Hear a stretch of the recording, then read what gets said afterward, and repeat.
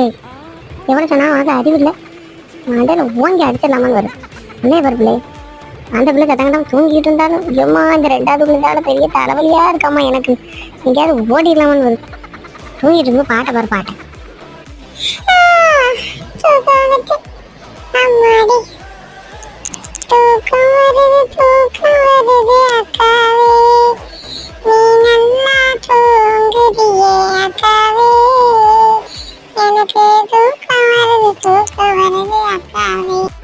ஐயா மாதிரி சடம்பது தூக்கத்துலையும் எப்படி சடம்பது பாரு. நம்மளால நிம்மதியாக தூங்குவோம். இந்த நைட்டு ஒரு நேரம் தான் நிம்மதியாக தூங்குறோம். அவங்க பிள்ளைகளுக்கு பொறுக்க மாட்டேங்குது. பெருசாக கூட கொண்டு போயிடலாம். அந்த சின்னது இருக்கு பாரு, ஆக மோசம். அதெல்லாம் ஐயா பற்றி தான் இருக்கு.